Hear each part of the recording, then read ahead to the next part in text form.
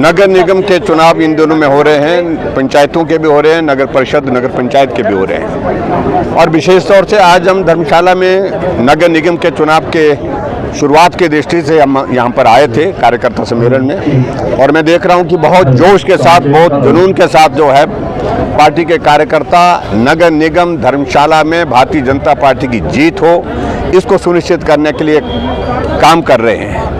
और मैं सभी कैंडिडेट्स जो हमारे यहाँ पर 17 वार्ड के हैं, सभी को शुभकामनाएं देता हूँ। और हिमाचल प्रदेश में कांग्रेस सरकार को उखाड़ फेंकने की शुरुआत यहाँ से होगी। चुनाव टालने की वजह मात्र एक थी, और वो वजह ये थी कि चुनाव होंगे तो कांग्रेस हारेगी, भारतीय जनता पार्टी जीतेगी, इसलिए चुनाव को टाला जाए जितना टाल सकते हैं। लेकिन आखिरकार सुप्रीम कोर्ट के आदेश के मुताबिक हिमाचल प्रदेश में चुनाव हो रहे हैं, और भारतीय जनता पार्टी की ओर से जो हमारे प्रत्याशी वो घोषित हो चुके हैं।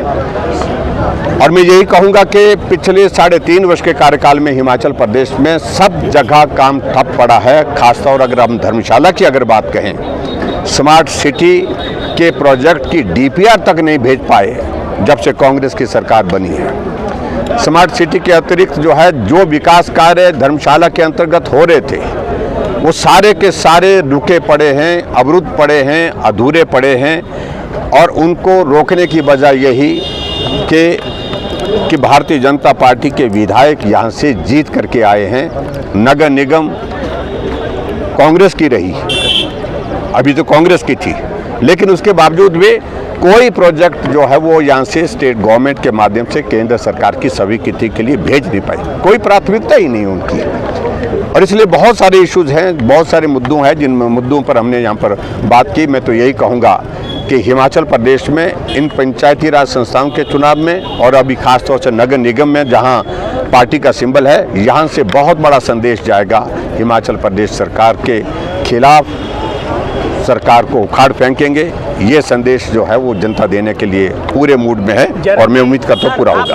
6 बागियों को आपने निष्कासित किया पार्टी ने, क्या कहना चाहेंगे सर उसको? देखिए, पार्टी एक अनुशासन में रह करके काम करती है।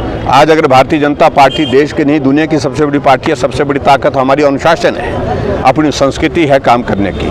तो यहाँ मुझे सिर्फ इतना ही कहना है, जिन लोगों ने पार्टी के खिलाफ बगावत की, पार्टी के खिलाफ चुनाव लड़ने का फैसला किया, तो ऐसी सूरत में पार्टी ने उनके खिलाफ कार्रवाई की। आपने ADB प्रोजेक्ट के बारे में बात की।